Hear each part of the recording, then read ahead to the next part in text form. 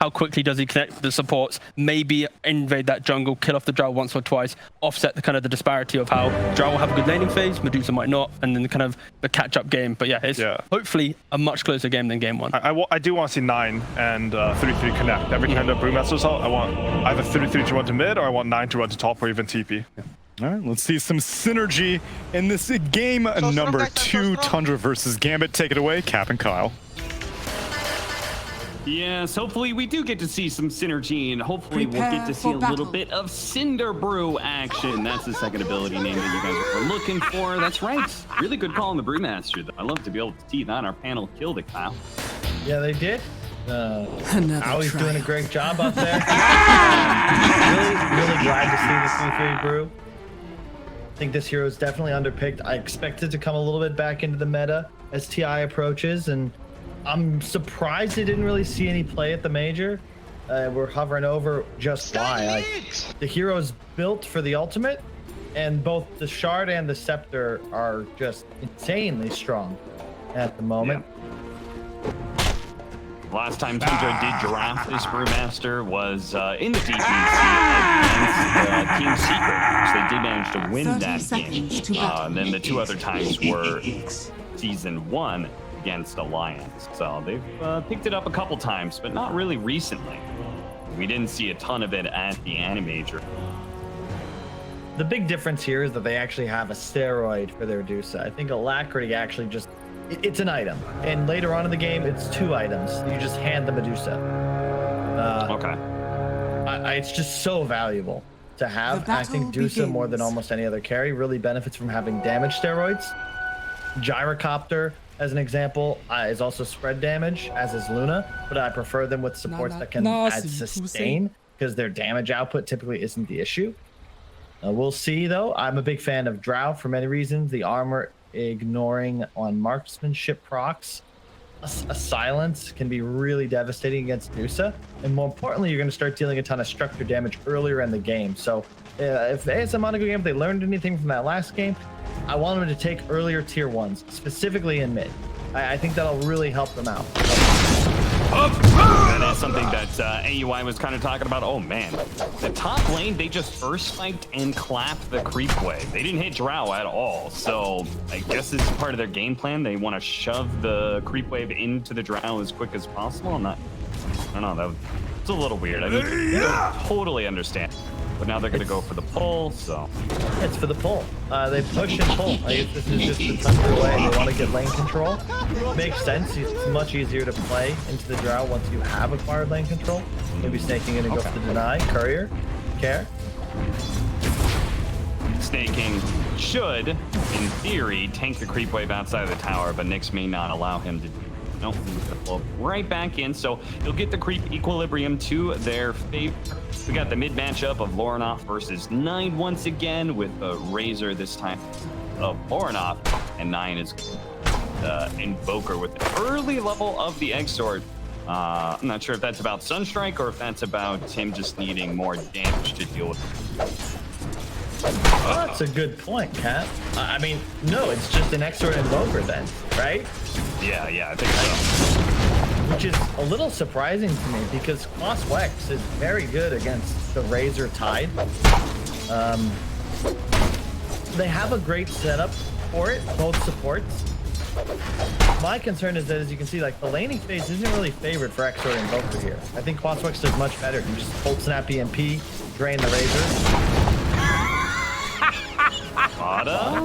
Did he actually kill Ein here? No, probably not. Afterlife's going to be able to tank up some of the battery assault hits, so just a bit of damage, and just see how Gambit do respond. Do you agree with AUI? Do you like the matchup of Drow versus Medusa? Because this matchup, in theory, was going to be a little bit different because of the Alacrity.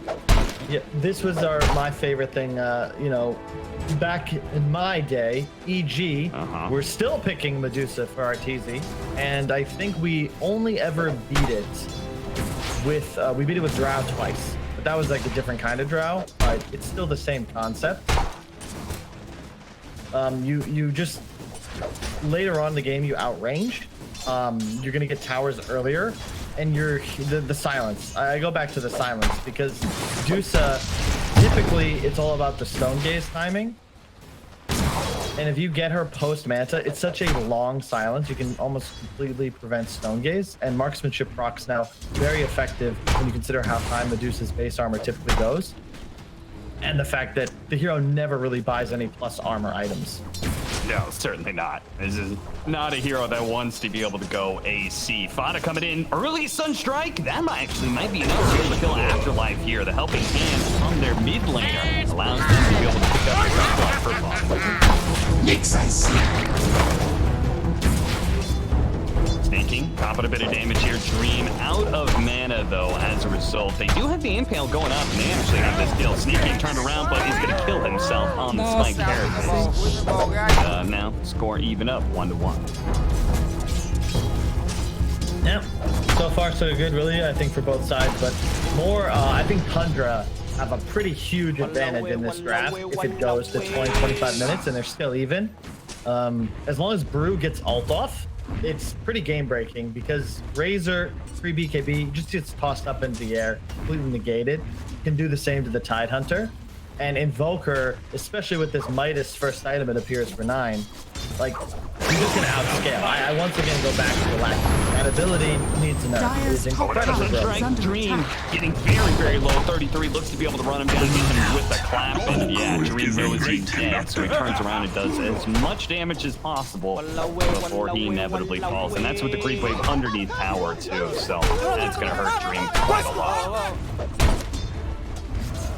Yeah, this is not an ideal lane. Just getting ran at by the Brew, and 3-3 looking a lot more comfortable than he did the previous game on the DK.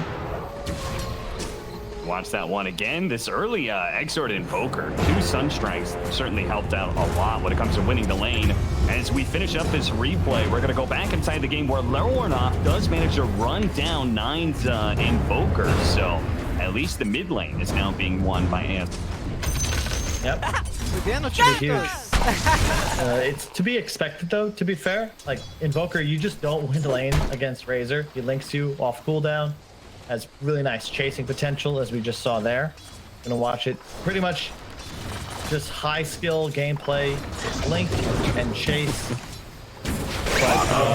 33. It's gonna go for the clap, waits for the spike carapace to be able to run around. That was very smart by 33, and as a result, will keep himself alive. Bottom lane, Afterlife. One more hit from Skeeter would do it, but they don't get it. Instead, it's Fada who dies, and Afterlife will heal himself up.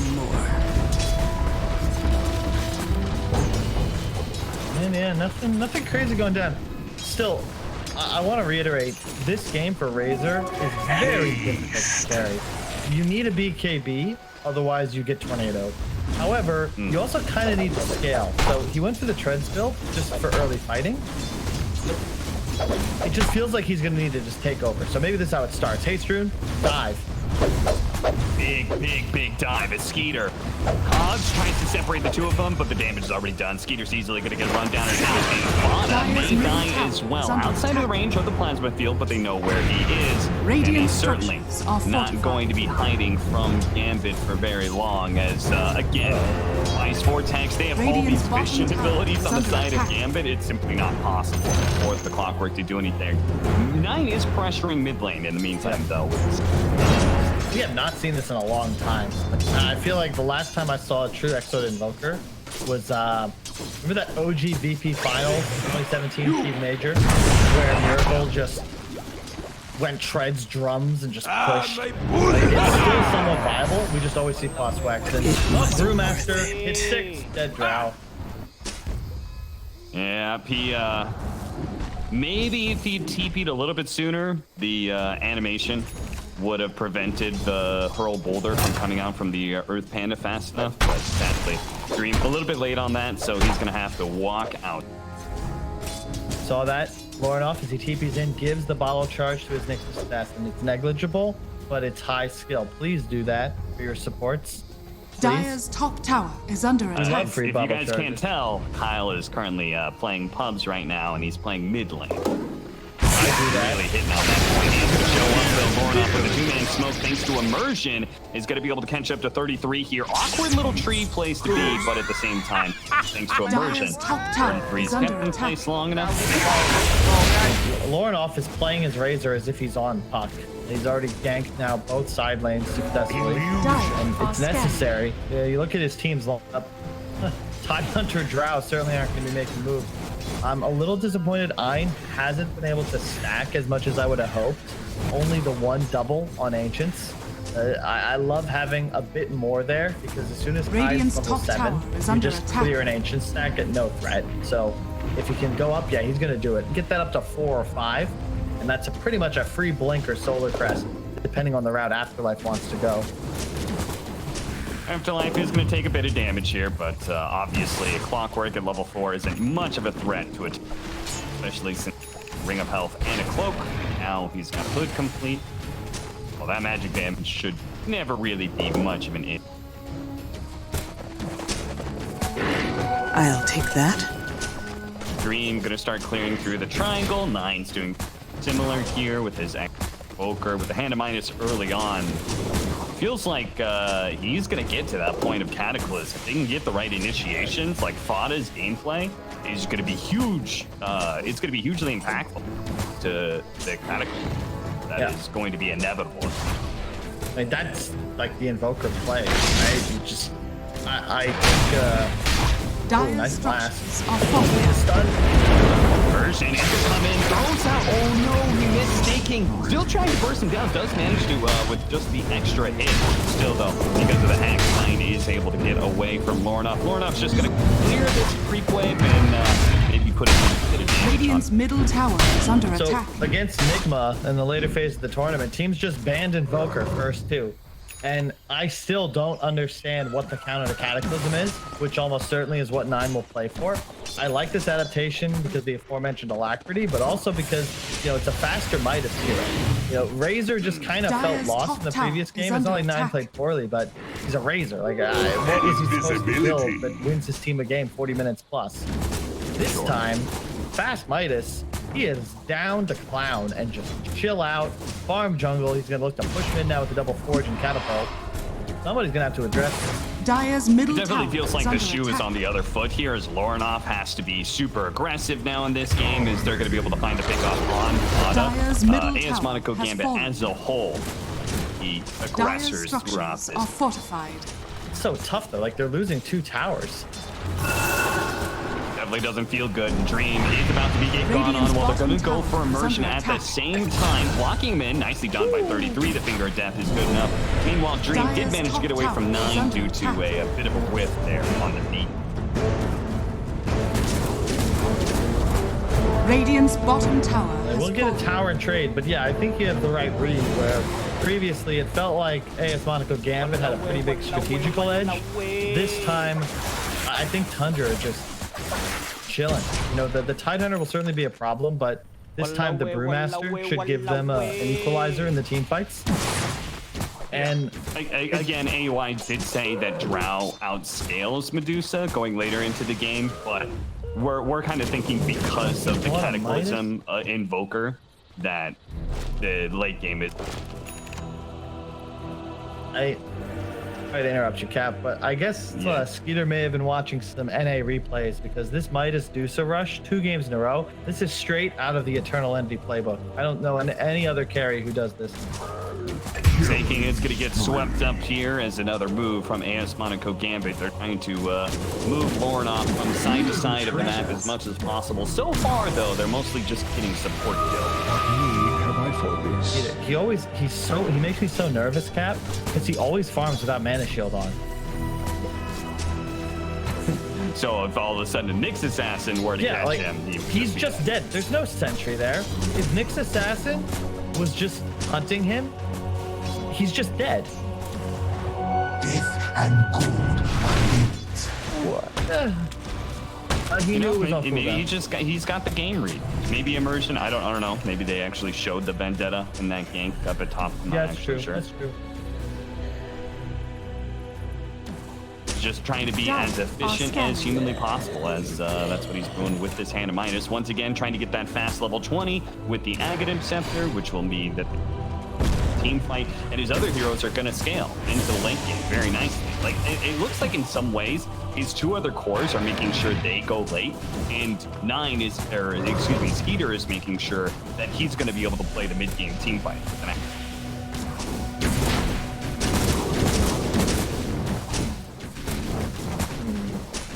Got a sentry out. They're going to be able to catch this Nyx Assassin immersion. Spike Carapace out. He's going to be able to take a with follow-up infill. They're going to be able to run over 9 here. Immersion, hookshot, actually keeping the two of them in place, but still, it should be a double kill. No way. I wonder why Lornoff was scared of the clockwork. Either way, they do manage to get a good trade-off there. Invoker for Nyx.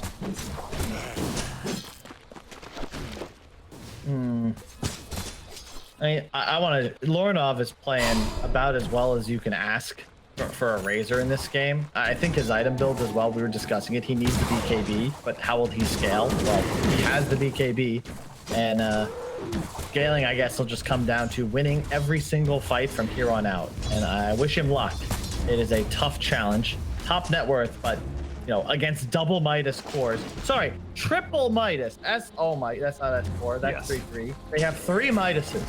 So, when you see 3 Midases on one team and a BKB on the other, the game is very simple. Team with BKB must fight, must win all fights, must take Roche, must kill towers, and must utterly dominate. So they start off with the smoke, but they need core kills. This is a big ask. And he's going Midas next. Sadly, they're moving to the wrong side of the map, as they do have this ward, so they're smoking to their vision. They're going to smoke into the triangle, knowing they can get onto the high ground. And now they're going to wrap inwards here. Problem is, mid-tier 1 tower is still up. A successful scan, and the clockwork flare should show that Tundra, ASM.GMB Gambit is smoked up here. So they're actually going to smoke on the side of Tundra themselves to get themselves positioned onto the triangle as well. And we'll see what comes of this mirrored situation. I mean, I'll just tell you, Cap, if they don't get this mid tower with this push, it'll take a little while, but Tundra are gonna walk through. Like, they are not gonna take any fight that isn't on their terms, and they have Brew Split. So, worst case scenario, they'll likely just create a spot look where at that. That's so smart. Is under attack. 33 pulls the creep, but you said they have to be able to take this mid tower with this push, and 33 recognizing that pulls the creep wave down the river. And hopefully somebody with a Midas will show up and just kill the siege wagon, or he'll just keep it out of that tier 1 tower range entirely. Oh, that would be so sick. If he drags the wave to his Invoker for the Midas on the siege wagon. Yeah. That would be the insane. Midas coming up. Oh. Gotta aggro it over. Skeeter, he's losing efficiency. They don't have enough creeps in the jungle to Midas properly. Okay, grab one from the hard camp. Where did Invoker use his Midas? Also on that same hard camp. Okay, that's really good teamwork from the side of Tundra. And it definitely feels like Tundra, they made a read after game 1. They're saying like, okay, ASM.GMB looks best if the pressure is not put on them to make plays. There's the Hand of Midas on a siege wagon.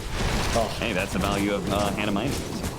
Immersion could be caught as we jump back inside the game. They're going to be able to get a free kill for sure, but Lornoff is going to be able to follow this up. Already getting a kill on a Sea King. Claw's going to fall right behind him. Double kill for Lornoff.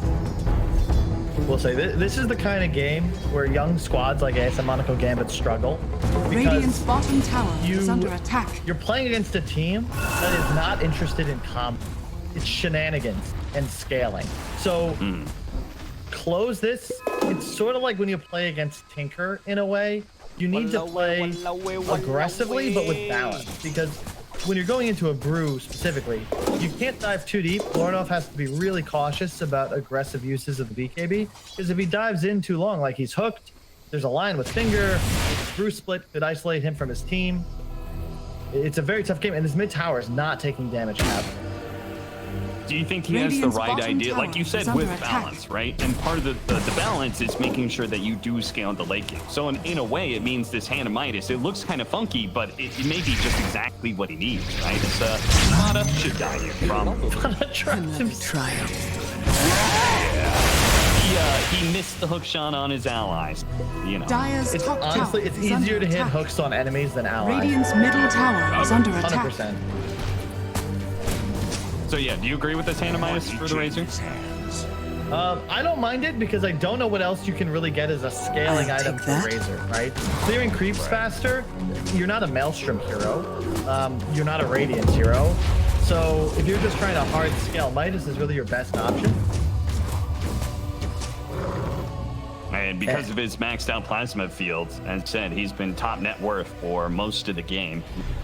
Farming neutral creeps really efficiently, playing off map constantly, which makes his Dire rotation are a scanning. little bit more effective as well, because he's Radiant's always bottom tower is off under map attack. when it comes to Tundra. Now he's got that Radiant Hand of are Midas, picking up items as well. And like, think about what he would buy, right? If he buys a Yasha, I think they might just lose. Like, how does Yasha help him more than this Midas? Yeah, it's a negligible advantage, with a little bit of move speed, sure, but you want to have scaling power. The BKB was the key item, and it's why Tundra are afraid to fight. I know we're talking about it a lot, but I do want to say I think it's impressive that Lorinoff, as a player who doesn't have like a huge wealth of competitive experience, is able to think enough outside of the box and recognize what the actual visions of this.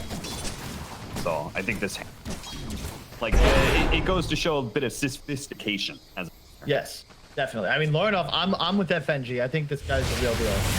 He shined at the major, and so far he's been the player in this series that I think has made the fewest mistakes.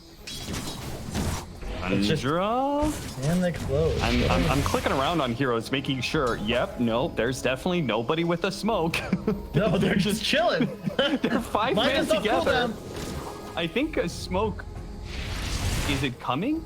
No, you don't need to smoke, Cap. You just defend your side of the river. It's siege warfare. If you've got time, I expect you do have time before the next team fight. Go pull out one of your history books, specifically 900 to 1100 AD in the pre-English era. Where just learn about siege warfare. Yes. Okay. If you've studied the history of ancient cities like Wessex, you will better understand the makeup of this game. Okay, so in the Tundra versus AS.GMB, who's the catapult and who's the trebuchet? That I don't know, but in this case, it would be AS Monaco representing the Danes, and Tundra as the amalgamation of the English, trying to defend their homeland. Apparently, Radiant's hook bottom shot tower is is equally under as attack. hard to hit on enemies. Vada unable to grab a immersion there, but maybe they can still catch. Afterlife is really far out here. He does manage to blink Dire's top Hex. tower is under And attack. yeah, this is going to be a dead Tide Hunter, though it's going to take a bit, maybe too much. He's well Ravage. His allies aren't here yet. They're going to turn around and kill Afterlife pretty easy. Okay, never mind. He's able to walk away. He actually forced out a BKB of 9. I can't tell if that was the smartest play I've seen from the series or that was just a bit of good luck. Either way, fine. Is going to be the one left behind there. Radiant's middle tower Damn, is under Afterlife attack. just ravaged and got out. Okay. All right, and I love that Lorinoff, he unfortunately, Brew splits, he gets chucked up into the air. As he comes down, he panics a little bit. He did have a ward, but fearing an instant stun, just pops BKB TP's base. So they used all spells, got nothing, lost an AA. We'll call that a draw for both sides. New treasures. A weird situation to be sure, just because the entire game state seems to be both teams kind of okay with this Dire game are stretching out. scanning. Obviously, 3 minuses on the side of Tundra. What a scan. He scanned that, so he'll survive. He was walking straight into death, snaking with the fresh blink, and 3-3, because the Agnibs will have his ult up again. Yeah, that was actually a really smart read, knowing that his BKB was on cooldown. An aggressive Yes. smoke gank like that would have been Yeah, it would have very been effective. That's some next level because he could have assumed that Snaking was also buying a Midas, but he had the blink. He was ready for that initiation. Hookshot just barely off the mark there for immersion. We'll call that unlucky. The 13, 23 minutes in, 4 snaps soon for Dyer's immersion. What are our under minuses attack. of Tundra? Blink Dagger soon for 33. After his Aghanim Scepter, Ag's coming up next for 9. That'll be the big power spike for Tundra. That's why they're just content with chilling out. I was gonna say, we haven't even commented on Dream. He's just been chilling. 0, 2, and 1. It's all vibes right now. Lorenoff involved in 10 out of the 13. Ein also playing a solid game. But You know, that phrase never makes sense. Vibes. There are lots of different vibes. vibes is just it's, Chill vibe. Okay, Sure. vibes are. It's You chill know vibes. how? Who would you say? Give me like an example, Cap, of a really close friend who you feel like you always just spend time with.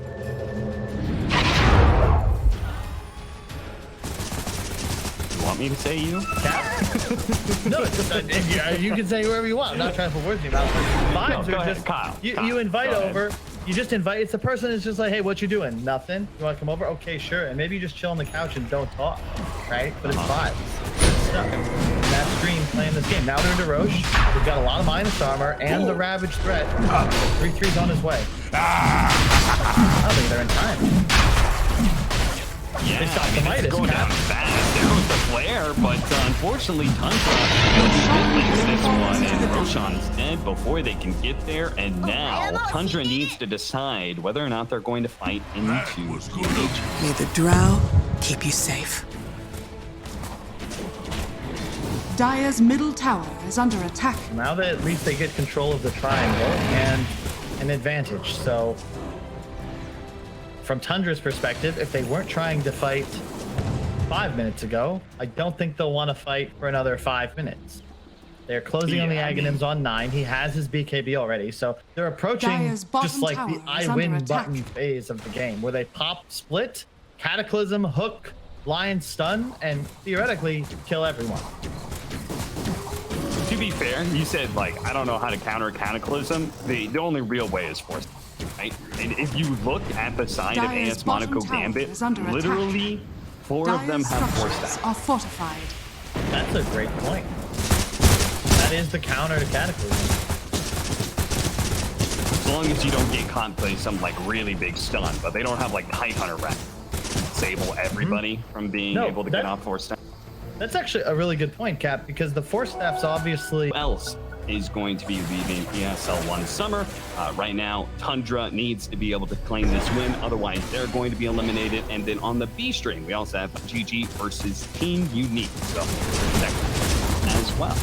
Quick, sorry, I didn't say oh no. I'm actually very excited that Quincy and T1 are still here. But I Radiant thought Lorenoff, he got me. He said structures are 5 more minutes, guys, but he was lying. Also, reporter in the field has gotten back to me. The Earth Panda does disable Radiant's middle marksmanship, tower but it has doesn't fallen. disable PA blur. Why? Well, I don't know. Weird. But that's how it Radiant are works. Scanning. What? Who got that for you? Who tested that? I cannot reveal my source. You can't reveal your sources? Seriously? Just in case I feel like they're you're just wrong. depriving somebody of credit for their work.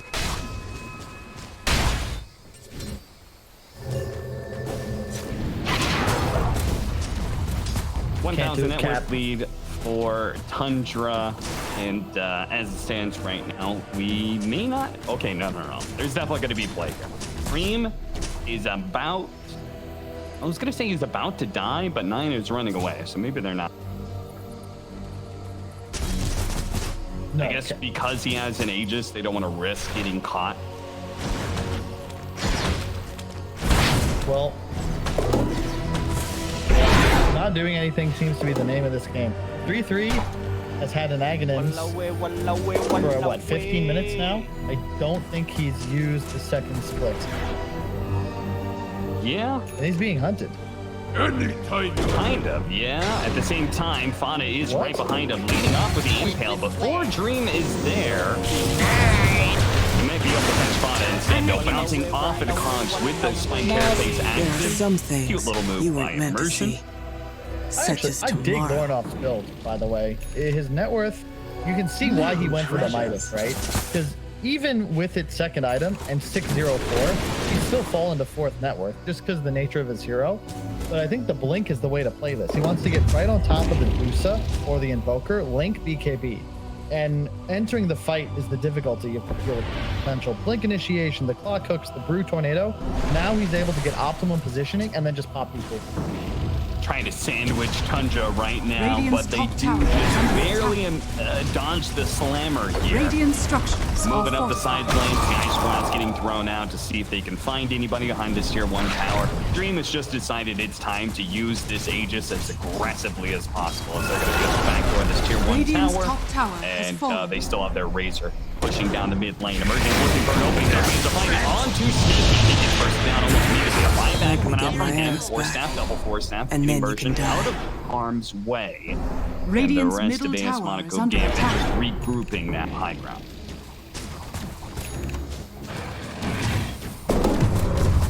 I feel like this is one of those games that the first fight kind of decides everything. Wouldn't be surprised to see buybacks thrown at it. Dream would really like to finish his Scotty before things get ugly, though, as would Skeeter with his Daedalus. And it's up! He's got it down, just finds it out. Courier was already in place on the secret shop, so he's gonna have it before this next team fight happens. How much longer in the Aegis? 10 seconds. So count on Tundra if they want to take the fight to force an initiation real soon. 33, look at the follow-up hook shot straight up onto. There comes the Cataclysm. The force snap does manage to get away, but he's in paper doo-doo now. His Dream, Manta, BKB, TP out. The physical damage though is too much. He dies before the TP can complete AS Monaco Gambit. They were a little bit too bold in their Dire's middle positioning, and tower is Tundra under attack. punished them quite so. Well, what? Dire are scanning. Cal, you've been real Dire's middle confused tower today. is under attack. Well, I'm just looking at the alacrity. 82 attack speed, 94 damage. It is pretty much what's going to give Skeeter the edge here as this game continues. Now with the Dire's Daedalus, I middle love that has decision because you don't really fear a butterfly, but whenever you get so much steroid in terms of the DPS, Daedalus just becomes such an insane item. So it feels like he's 2 items ahead, even though it's just 2,000 gold over the Drow. No clue what Gambit were doing in that position with Drow, their most forward hero. He just got hooked into Cataclysm, though. They didn't have time to wait for him to spin around, so he has to be forced into Cataclysm, but it's into the waiting on Peter's Luther. 3-3. Oh, 33, almost getting spotted out there by the plasma field, but never mind, the Nyx assassin just able to read that positioning. He does have a gem, but look at the let's go.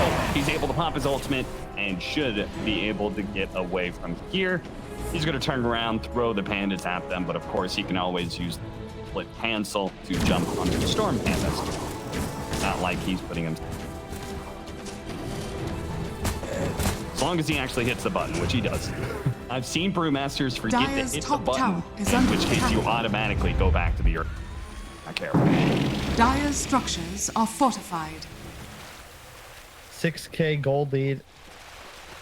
Tundra putting on a clinic how to win a game without having to risk losing a fight. And I don't think they're afraid of a Radiant are fight. scanning. They're just not in a hurry. Great positioning for them right now. The scan is going to go off. They know heroes are here.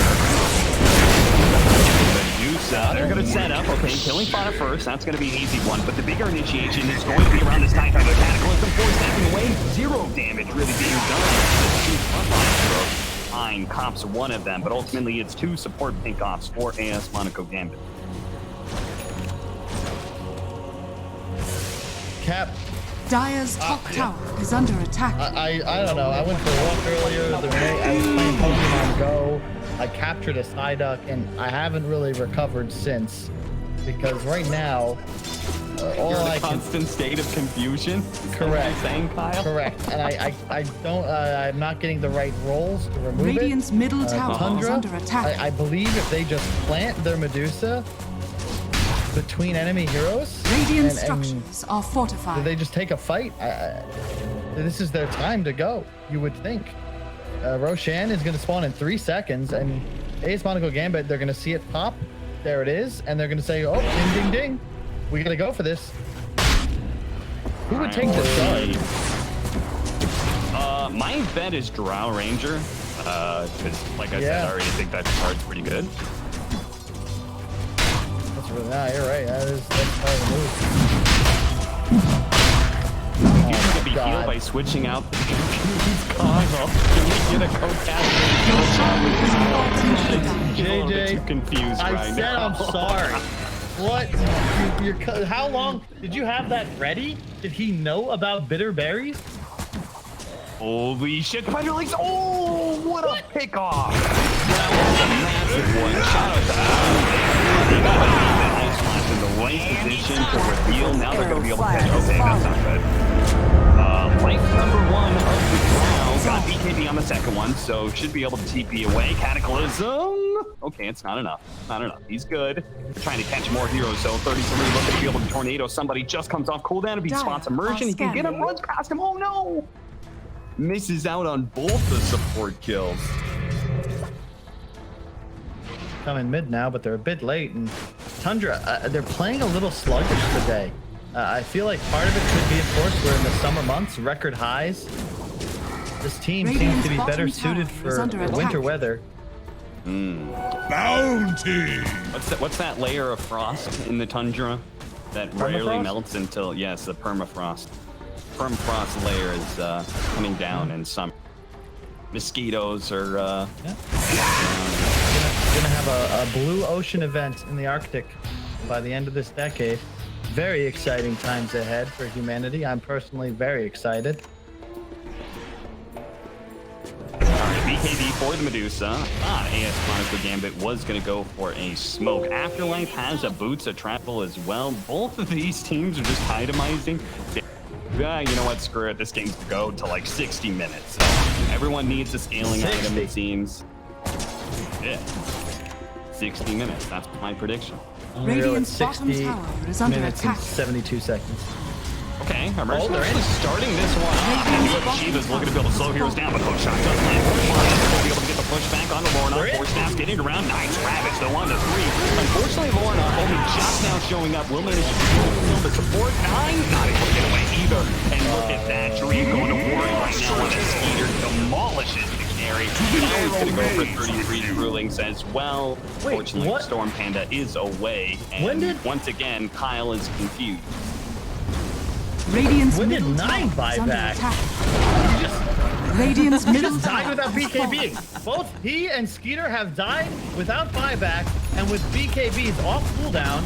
And if ASM.GMB get a read on this, they might, because they can't go top for Megas.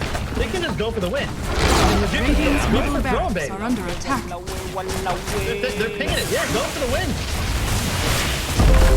They're waiting for the rest of the team to maybe show up, make sure they've got everybody. Ancient Apparition just about to come back up, so we'll have the ice class for this push. Radiant's middle tower is under attack.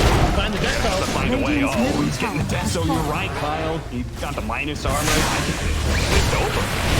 33. Find a way to be able to stall them. He actually does have the shard to avoid Bruling. They're going to go for the Drow Ranger first. If they can actually kill the Drow, be nice. Trying to chase them as much as possible. Phaser being followed up. They do have a Phaser. They're going to throw it out. That's going to be enough to kill the Drow Ranger. BKB being popped, turning around, and trying to deal with the Bruling. But the physical damage is a bit overwhelming. Plata getting in front of him, but gets demolished instantly by the multi-shot.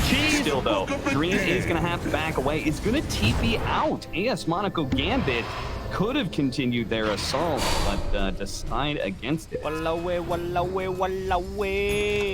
so where's the cheese? I don't see cheese. Somebody wants to use the Cap. Okay. So, for Tundra to win the next fight, it's going to be imperative that they use their abilities, Cap. The BKB, very important item. Stone Gaze, also a critical ability to use. Now, they've had a lot of time to prepare, so I'm hoping they'll have that respawn window, they'll have regrouped. still very much in this game. Yes, they lose a tier 4 in a Rax, but ultimately I think that's better than losing 2 Rax. I applaud the decision to go Throne. I think maybe if ASM game would go a little earlier. They also are missing a Solar Crest, so no real damage amp for their Drow either. Now waiting for the Ravage to come off cooldown. He's getting a shard. That is an item. Works on buildings after that. And plus 90 damage. I think very this underrated. is an underrated shard. For sure. 100% I think it's amazing.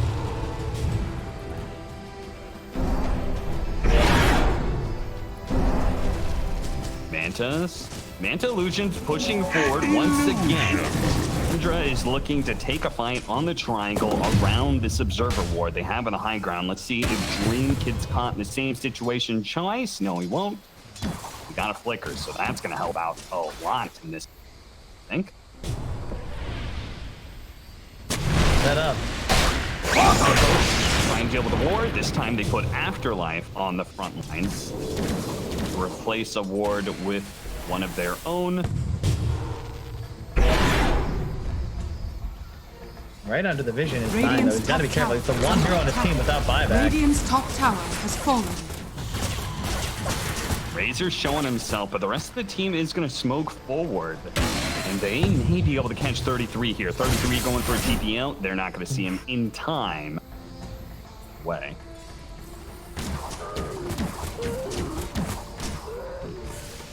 Yeah, Nice job. he was here somewhere. Yeah, I like the items. You know, Eon Disc on the Brew, one on the Nyx Assassin as well. Now a nice lead for AS.GMB. Tundra have retreated, no longer content with their side of the map. They will now wait within their base, venturing out, though this could be risky. Skeeter, with no detection down.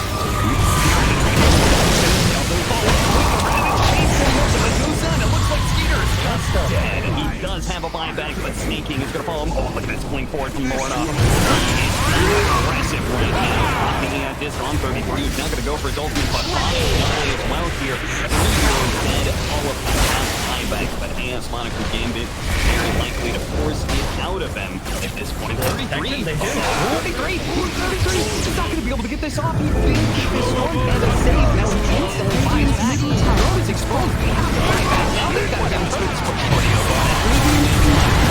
be able to follow that up with good cost. Just time, Cataclysm goes out, but Dream is already getting away. Flicker forward, getting farther out. Forward enough gives him a little bit of helping hand. Push forward. BKB up in 5 seconds. Afterlife is going to be left behind inside of the base. As I've said this before, but I believe this time around there really is no escape. Gets a courier kill before he dies. Meanwhile, Dream jumps forward in the triangle, kills Snake King, and then gets his way back out. Very, very nice there from Dream. And AS.GMB feeling good now to put Tundra in the end. Sure. What's Skeeter doing, Cap? he's just standing in the middle of the lane. And there's a Nyx Assassin who stuns him, and there's no save. He doesn't have any on this. There's no counter initiation or save for that Ravage. So Afterlife just says, okay, I guess this works. And they open up on him. And we'll see. Oh, beautiful. Afterlife. He gets the courier before he goes down. That's 125 gold each to his teammates. That's a true warrior. The Watermelon may have bursted. But there's nothing I wasn't going to win. He got the courier at the end. He got the chip. I don't know where you were going with that one, Kyle. Oh, we're waiting for Roshan now. Minute 45, AS.GMB. They're going to force Tundra to come outside of their base and take one final engagement in which they will not have. Or Tundra's going to have to either give up Roshan, which is going to include an Scepter, Refresher, like the whole kit and caboodle is going to. Okay, so a couple things, Cap. First off, the Eon Disc is now being built on Skeeter, so that won't happen again.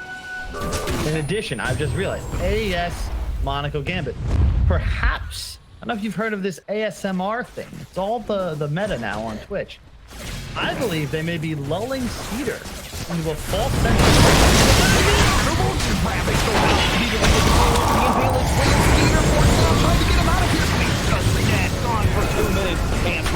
Gambit were not going to wait for Roshan. They saw the opportunity to end the game, and that's it. LGG, AS Monaco, Gambit, 2-0 Tundra, knocking them out of the tournament. Dire victory. Yeah, this would have been a great idea.